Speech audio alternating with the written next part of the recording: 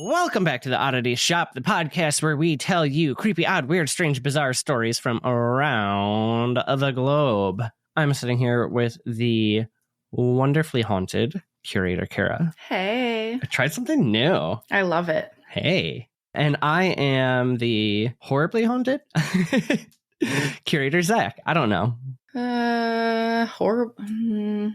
We'll have to think of something. We'll work on it. Good Lord. I'm gonna just caveat this right now. I am a sleepy boy. Yeah, underslept. I'm sleepy, so my words are gonna be tough. You guys have to deal with it. All right. How are you? Well, good thing it's not your episode.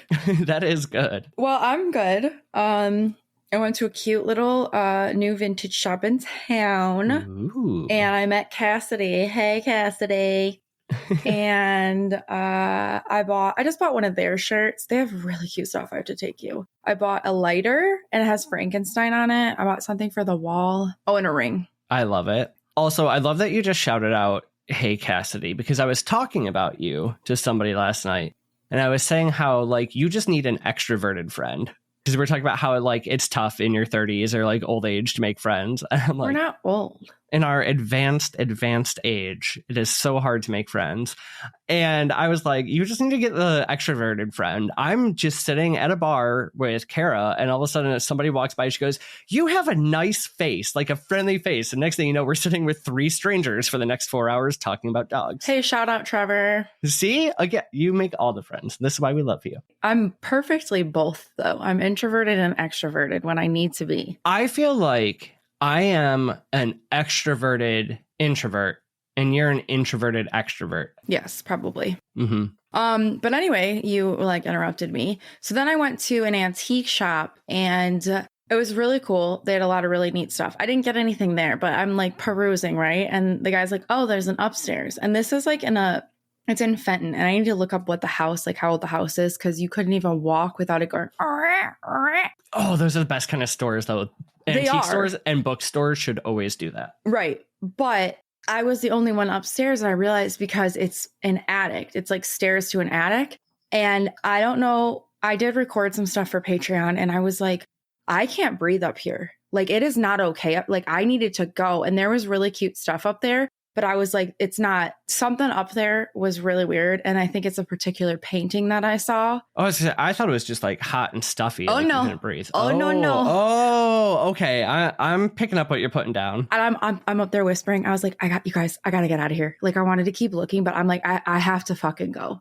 Like, I needed to go stat. And then as soon as I got back downstairs, I was like, I can't even pretend to look at anything else or buy something. Because now I'm like, I don't know if the guy working is just creepy.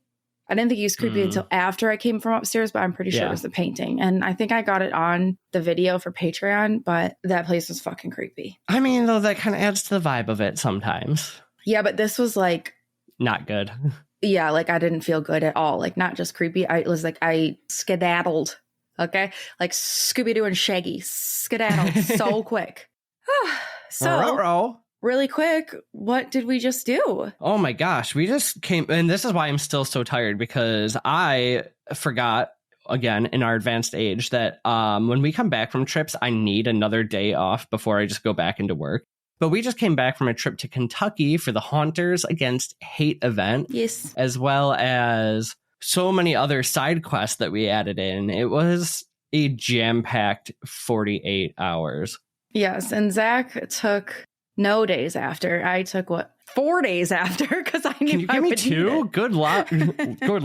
Good Lord. Because when you go to events like that and you're meeting so many different people and you're just like, you're chatting and you're being extroverted when you're not normally as extroverted, it's a lot. It takes a lot out of you, especially like conventions like that, you know, like paranormal and mediums, and just, it's so fun. It's always worth it, but it just drains you. To talk about that event compared to some of the others for a second, and not that I am going to dog on any of the other events that we've ever gone to, but Paul did what he has created with the Hunters Against Hate event is the most absolute inclusive LGBT, but any walk of life, family friendly event. Like, I have never been in a space that felt so open and accepting, and just like lighthearted. There seems like there was a little bit less of the ego than you get in some of the other events and all that kind of stuff. Like everyone was just so great. And they had special needs goats that you could pet and feed. So like definitely gets a shout out.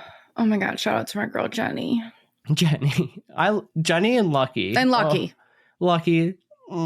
Actually, yeah, all of them. We're just such precious little baby angels. But yeah, no, it was a great time. And we got to check out, what is it? City Hill? No, what's the name of the cemetery? Cave Hill? Cave Hill Cemetery. Yes. That was wonderful. So follow us on TikTok because I'll put I'm in the process. We just did way too much. I was ambitious and thought I would have it all done yesterday. No. Don't even have any of it done today. I need to finish posting my pictures on Instagram. So we got to finish that shared album. Yeah. By that, I mean, you need to upload it. Yeah, but I wasn't going to send you every little thing that I did for TikTok. So I was going to wait till I did it all so I could delete all those out and then send you all of. Perfect. So you're just going to have to be patient, you little brat. I'll try.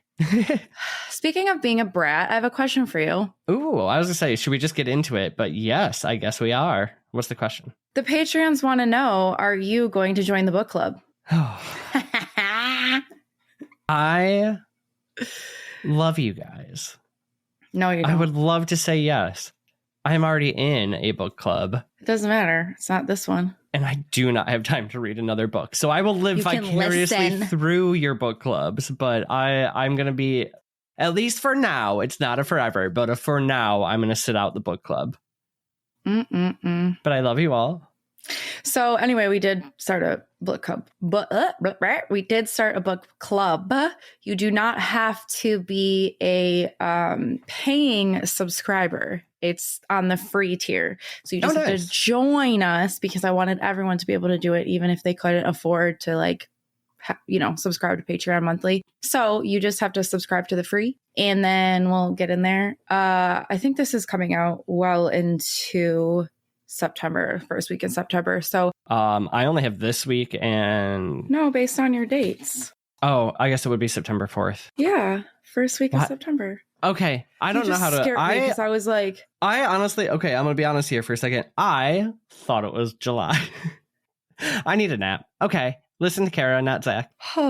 Okay, so anyway, for August, we're currently reading, which will be done. Well, I won't be done. I'm going to tell you that. So we can still chat about it if you started now. It is Witchcraft for Wayward Girls. So if you want to listen to that or whatever, you can still chat with us after. We don't have to read it all together. I'm going to keep the chats going after. That's all. That was my question. And that was my other little rant. Perfect. Okay, so today's episode, we're heading deep into the hills of Louisville, Kentucky. Hey, I feel like we were just there. Well, to a place where pain lingers, shadows crawl, and the dead refuse to stay quiet. This is the tale of Waverly Hills Sanatorium, one of the most haunting buildings in America. We're going to rewind a little bit, and we're going to go to the 1800s. Hi. In 1883, Major Thomas Hayes built a school for his daughters on a quiet hilltop. So basically, the school where he had his house was too far from the regular school or the closest school. So he just built a school for his daughters. He's a problem solver. So he named it Waverly School after a series of novels by Sir Walter Scott. So his wife loved these particular novels and something with Waverly's in there. So that's where he got the name Waverly School. And then later on, Dr. J.H. Parrish opened a tuberculosis hospital on the same land in 1910, and he just kept the same name. And we have an episode basically all about tuberculosis and vampirism. I don't know what episode it is, but... And that's when I learned that consumption wasn't alcoholism. Yes. Okay, so this wasn't some creepy horror movie. Horror? Wow, you rubbed off on me. Horror, I think Carrie's just coming out. Right. Horror movie mansion back then. The original sanatorium. Wow, you jinxed me because I was like doing flawless.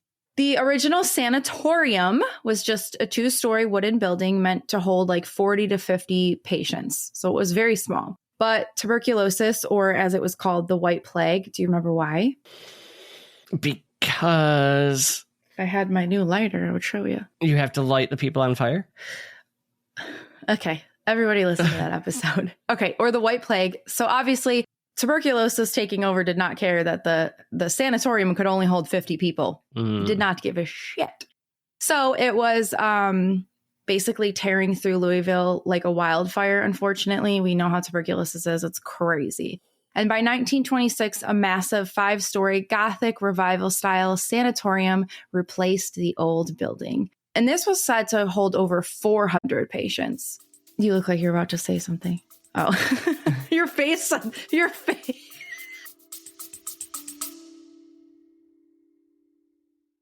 Hey, Kara, have you ever wanted to take your spiritual practice to the next level? Oh, absolutely. And if you're looking for something that feels truly magical and not mass produced, you have to check out My Mystical Forest. My Mystical Forest is like stepping into your own enchanted sanctuary. They offer handmade spiritual tools crafted with care, intention, and so much heart. We're talking tarot card holders that make your readings feel elevated, pendulum boards that bring clarity, and spirit boards to deepen your connection. And don't forget the incense burners to set the perfect vibe, plus crystal trays to arrange and organize all your favorite stones. Everything is a labor of love made from hand-selected hardwoods. Whether you're a seasoned spiritual practitioner or just starting your journey, My Mystical Forest has the tools to empower and inspire. Unlock the magic for yourself and seek harmony. Visit mymysticalforest.etsy.com. That's M-I Mystical Forest, and find the heirloom quality pieces that speak to your soul. Also, for our little oddballs, for a limited time, enter code ODDBALL at checkout to receive 10% off plus a free pendulum, or simply use the link down in the show notes. Goodbye.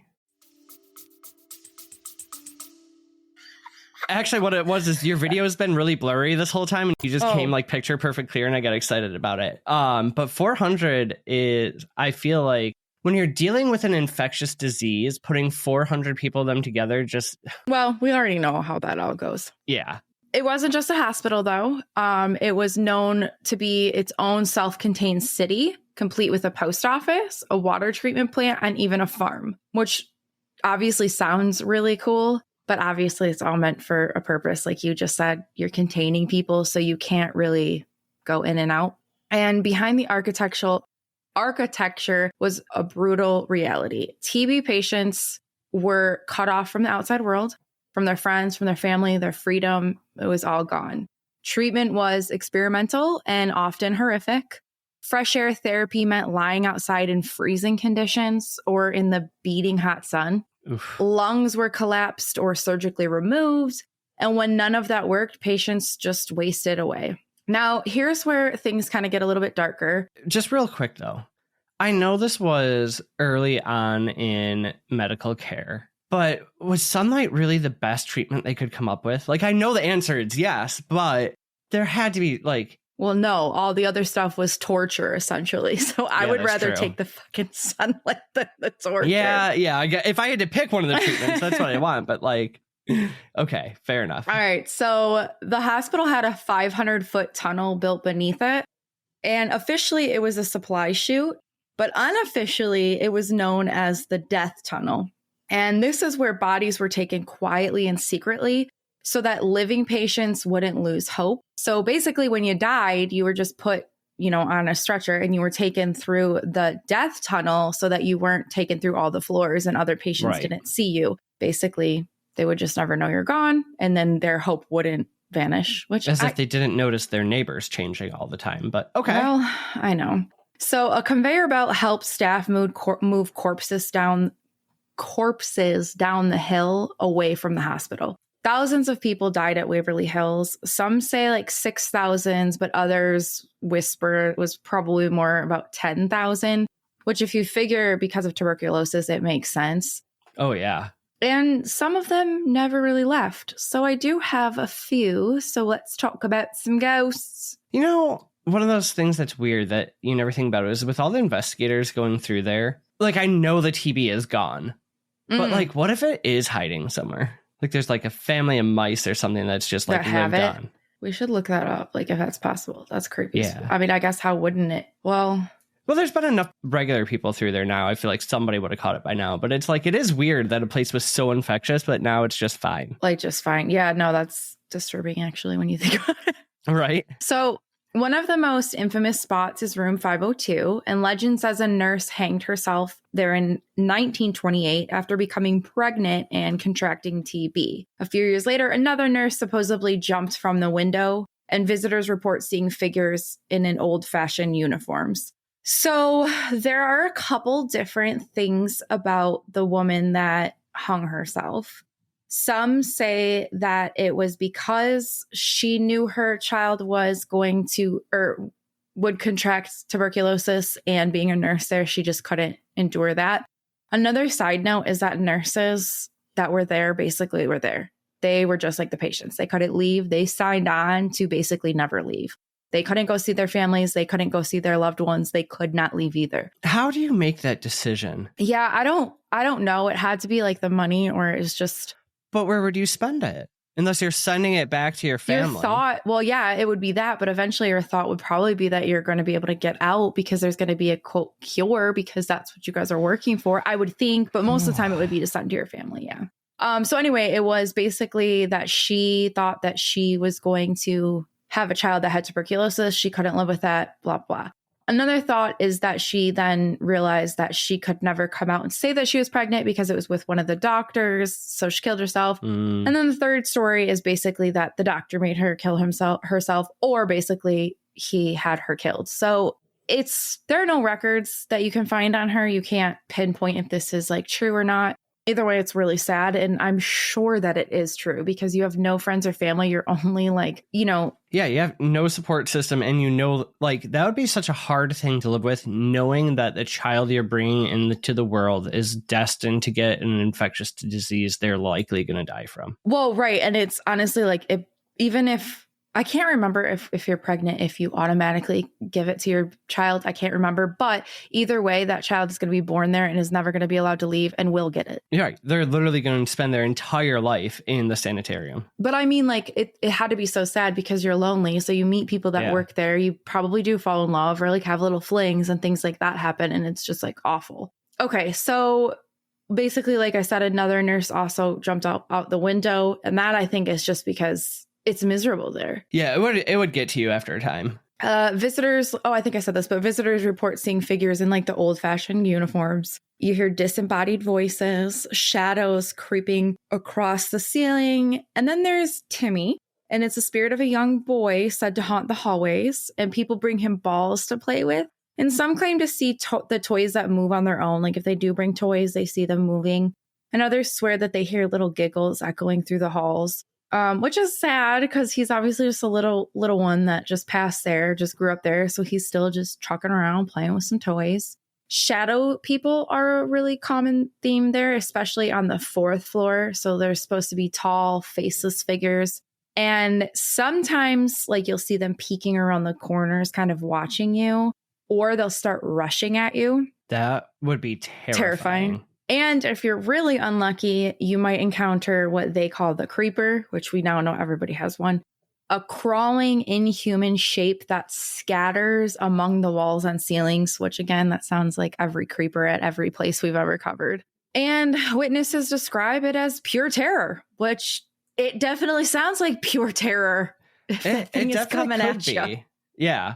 I mean, whether it's something that's like inherently evil or not, if it's crawling across a wall or a ceiling at me, I'm still gonna get scared. Yeah. Even the bravest ghost hunters have tapped out after seeing it, which again, like we just said, I don't believe them. I don't blame them. Holy cannoli. Waverly. Ooh, somebody's a skeptic now. Waverly didn't close when the TB epidemic ended. In the 1960s, it reopened as the Woodhaven Geriatric Center, a home for elderly patients with dementia and severe mental illness, which I feel like that place would just make you go more mental. Yeah. But that's just me. Or it's like that whole thing where they say, the veil is thinner when you're young and old. Like, yeah. Maybe it wasn't dementia. Maybe they were seeing the people they were talking to. Which reminds me, what's that movie where they buy a house unseen because it's closest to where they have to take their kid to like a hospital? And he ends up like living in the basement because he like really wants to. And he's like, that's the whole premise of it. He's like dying. So he sees all the weird things or is like tracked. You know what I'm talking about. Haunting in Connecticut. Is that what it is? maybe. But so I think it's just a little bit backwards. He starts to get really sick after they move there, and they can't decide if it's possession or... No, it's not that movie. Okay. They move him there because the movie I'm thinking of is they move there. They don't even see the house because it was a great deal and they needed it to get him closer to his medical stuff. And because he's borderline dying, he's on the, like you just said, he's on the veil and he can see everything. It's weird. I don't know. Hold on. I know what you're talking about. And I'm pretty sure it's the same actor. Oh, maybe. And I think that's why I'm confusing him. Kyle Gallner for sure. I don't know. Bum, bum, bum, bum. You might be thinking of Hunting in Connecticut, though, because I know he's like super sick and dying in that movie. Maybe it is that. I just thought they bought the house because he was sick. Whatever. It doesn't even fucking matter. Okay. So in the late 1980s, though, reports of neglect, abuse, and overcrowding shut it down for good. So thankfully, I mean, if we're abusing old people, that just reminds me of Happy Gilmore. You know what I'm talking about? No, I mean, not terribly funny, but fun. Yes, I see what you... But it's unfortunate that something that happens so much with like dementia homes. The arts and crafts. My fingers hurt. Do you know what I'm talking about? I do. I have not seen that movie, though, since I was like a child. Okay. I'm going to be honest. Adam Sandler kind of drives me insane. Don't talk about it. It'll piss me off. Okay. So after that, it just stayed abandoned. Locals broke in, as they do. They whispered stories of satanic rituals, and they tagged the walls with spray paint and did all the other things that we do. Paranormal investigators flocked there, and Waverly earned its title as one of the most haunted places on Earth. And today it's privately owned, and you can book tours or even stay the night if you're brave enough. And they do host every October. They'll do, events, and, you can do, oh my God. Investigations? Thank you. Holy cannoli, you jinxed me. But the real question is basically, if it isn't haunted, or it is, why? Is it like just all the pain, the trauma, the volume of death? Or is it something darker that's maybe always been there in the bricks of Waverly? So it just really depends on what you think. And Zachary and I actually went there before we went to Haunters Against Hate. We booked ourselves a little 2-hour paranormal tour. So we actually went there, and I wish we had more to tell you. I will say this. I mean, we could be honest. Yeah, I'm going to do it. I think if you are looking to go learn about the history and things that happen in there, book the paranormal tour. If you are looking to do any sort of investigation experiment or experience the paranormal yourself, book an overnight or a private tour. Yes. So we didn't have a lot of time. I have always wanted to go to Waverly. It's been one of my places that I've always wanted to go. I was like, holy shit, Zach, if we go Friday night, we can get a 2-hour tour at 10 p.m. Yes. And, obviously Zach's down. So it's listed as a paranormal tour. I was expecting it to be more paranormal. It was very history heavy, which to me, it's just disappointing because if you book paranormal and you don't book the history, I want more paranormal. I think the emphasis was really on the word tour and less on the word paranormal. Yes. But we learned. We got to go through the body chute. We did. Or the death tunnel. And see just about every floor. We did. We got to take a lot of pictures. We were not allowed to take videos, which I was bummed about because I wanted to take some videos for you guys, but we took a ton of pictures. Zachary got some really cute new pictures for his profiles because of me. Well, you could have some too. You just haven't uploaded them yet. I don't know if they're as good as what I took for you. I took a pretty fire one. I'm just kidding. I haven't looked at them all. You haven't looked, yeah. So we're definitely going to go back. We're going to go back because it is gorgeous. It has to be, I mean, just one of the most insane buildings I've ever pulled up to. And it was so dark, though, when we got there. I know. So we barely got to really see it, but it was beautiful. And we're definitely going to go back. And we're going to do an overnight. We have to. Well, should we put a little teaser in here? Well, I don't know because I have no idea if that's going to ever happen. The thing is, we're going to make it happen. I'm going to make it happen. So, oddballs, we don't know what it looks like yet, but there will be some sort of event held at Waverly. And that's where I'll leave it. Let's say event very loosely. Oh, well, yeah. There'll be some sort of something where Karen and I would like to invite some of you to come with us. Some sort of something where we'll be there. So keep our eyes peeled, though, because there's There's some chats happening. Okay, so because I thought that maybe we would have more of our experience to talk about, this was a little bit of a shorter episode. And then also I didn't want to get into too much of like the gruesome details of dying of tuberculosis because we kind of already covered that. So I do have a Reddit story for us, and it is a lengthier one. Okay. So don't you worry, I will not cut you off yet. Okay, are you ready? I am ill-prepared, but let's go. Okay, so this was posted 7 years ago. GXDMN Batgirl is the username, and it's Waverly Hills, my experiences in a haunted sanatorium. Hello, all. I don't know why she sounds like that. A fellow Redditor asked me to share a post about some of my experiences I had investigating Waverly Hills Sanatorium in Louisville, Kentucky. As I've already stated in the post in the paranormal subreddit, I have been researching and investigating the paranormal since 1998. I do have my own team, and I have visited some of the most notoriously haunted locations around the US. I should also mention that I am a sensitive, and this gift does enhance my investigations. This post will be somewhat long, but hopefully it grabs your interest and you read through till the end with a smiley face. We're gonna Batgirl. We got you. I visited Waverly Hills back in July 2012 and had 3 other investigators with me, Eric, Tommy, and Debbie. Have you ever seen the building before? It is worth looking it up. It's huge and incredible to see in person. It will be hard for me to sum up my experiences without going into great detail because I feel that the full effect of these experiences can only be truly felt with very vivid descriptions, but I will do my best. This was the one place I had never investigated. I have ever investigated that made me uneasy enough to want to leave, but this sensation only came over me and my team when we entered the 5th floor. Legend states that the hospital was in operation 1910 to 1961. A nurse had an affair with a doctor and became pregnant. Not only that, but she, and therefore her unborn baby, had contracted tuberculosis, the disease the sanatorium was determined to cure. Unable to handle the stress of her transgression and unable to bear the thought of her child being born with this disease, she performed her own abortion and threw her baby inside the sewer system, and then she hanged herself. See, there's so many stories around that one. I don't know. So many variations. No, this claim is not conclusively substantiated.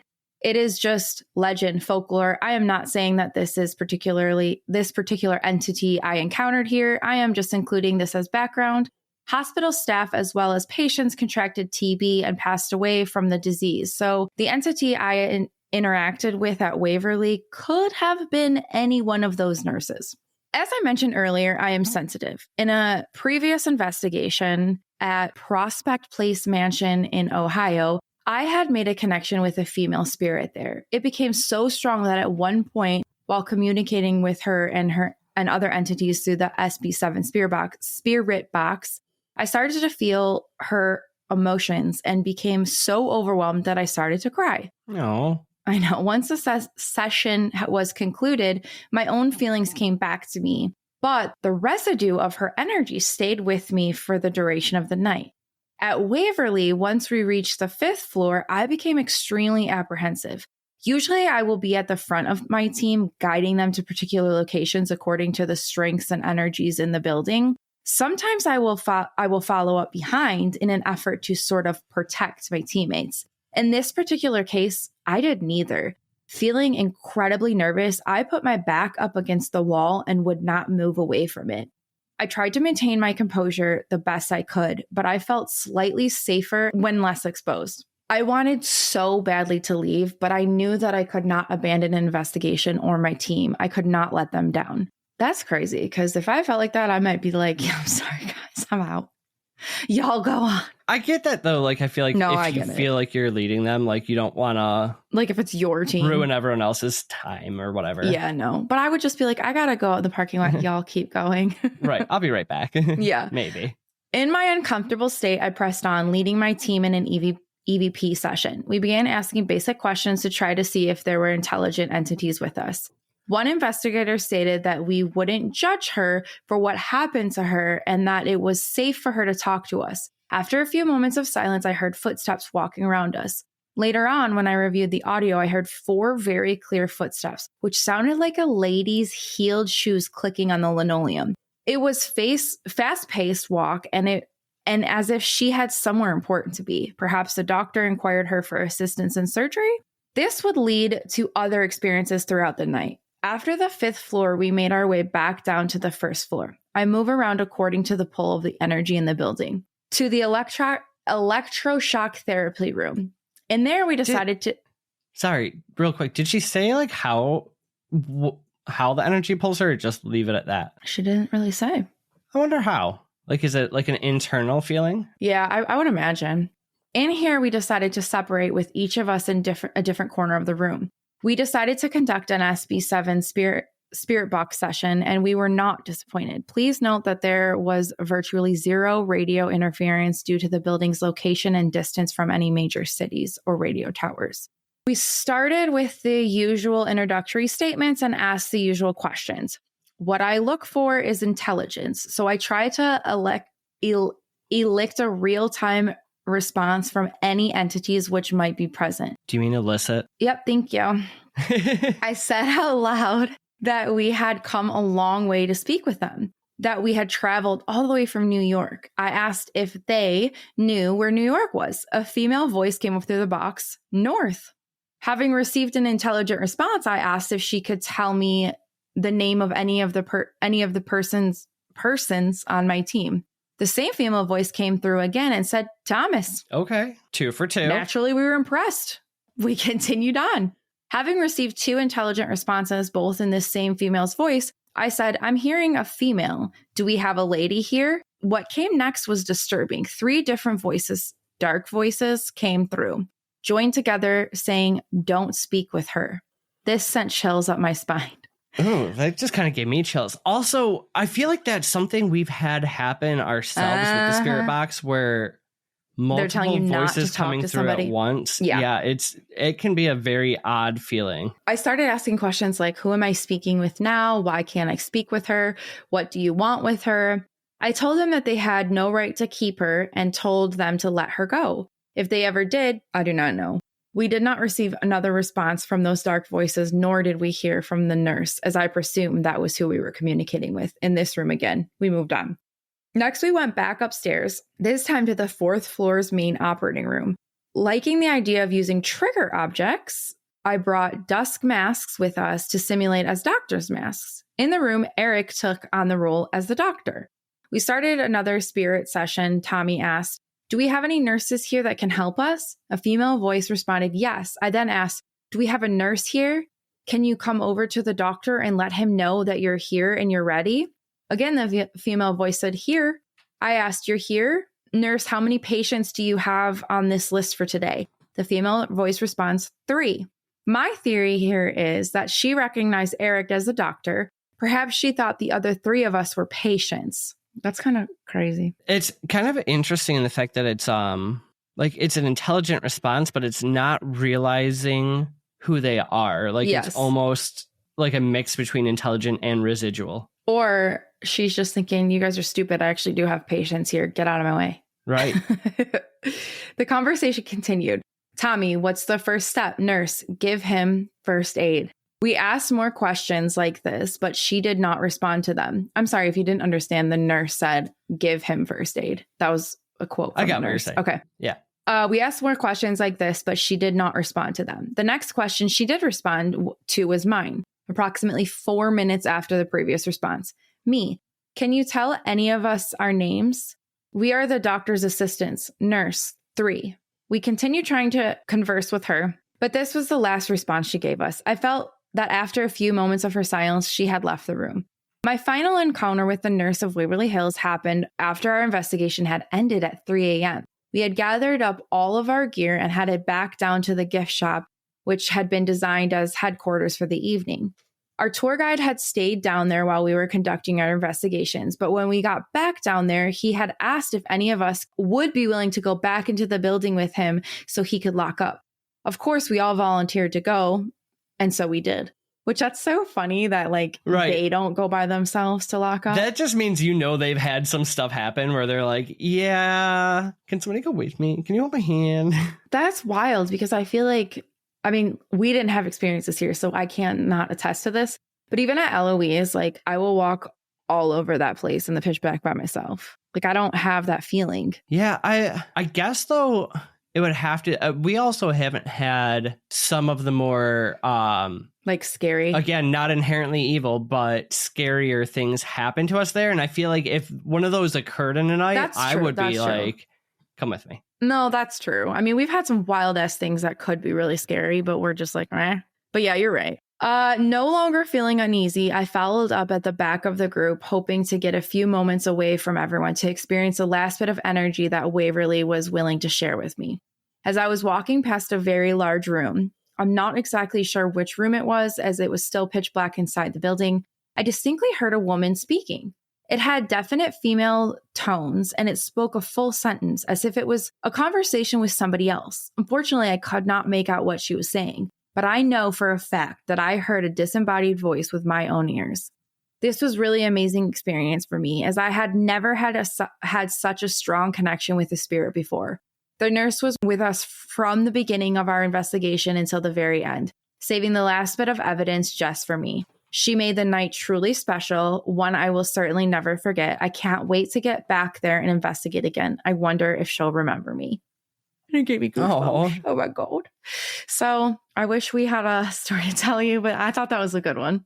No, that is a good one. I think but that also goes to prove, though, that just because one person does or one person doesn't have an experience at a haunted location doesn't mean we can say, if you go somewhere one night and nothing happens, doesn't mean you can say it's not haunted. Or if you go somewhere one night and some weird stuff happens, you can't 100% say it is. Well, yeah. And to be fair, like we said, we were just kind of on a tour, so we didn't even have the opportunity to investigate. That is very true. So yeah, I 100%. We did walk down the hallway by ourselves in the dark, and everybody watched us, which was weird. The scariest part was during that when the tour guide told me I looked twice as wide. I said, hey, now. But that was just a play on lights. But no, I think it's the history of it is just so, because you had said earlier, like, you don't know if it's evil from before or, something that was there before or after or whatnot. I don't think it was.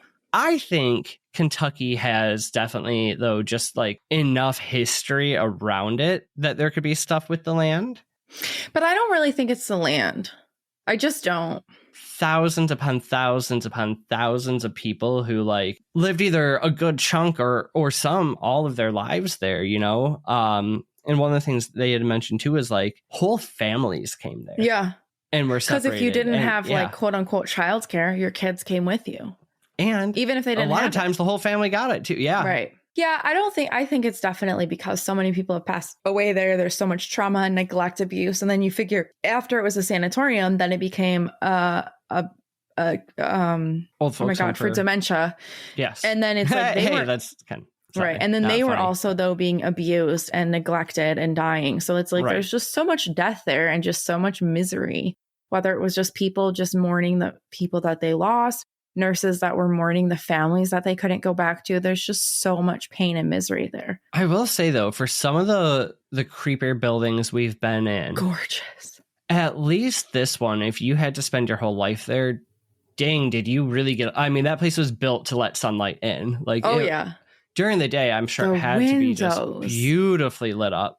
Everything. It is gorgeous. What was weird was the windows in the surgical room where they were saying they were using a lot of chemicals or trying to let in sunlight, but it was a very tiny surgical room with a lot of fresh air coming in. Yeah. Yeah. So anyway, oddballs, that is our little side quest that we took when we went to Louisville to Waverly Hills Sanatorium. Okay. And we're going back. We are going back. And we're going to keep you posted on whatever that might look like. But we are definitely going back. Since we kept this one real short, should we talk for a few minutes about Cave Hill Cemetery? Oh, sure. Because, okay, so we had a little bit of time to kill in the morning and Kara was getting ready. I'm so proud of us because Zach and I usually are like stumbling out of bed, like barely have time to get to the event. This one didn't start until 10, but There was just not too many things we wanted to hit in the morning, but we got up early. We were out of our hotel by like 9:15, 9:30. Right. We had breakfast coffee and before 10. Yeah.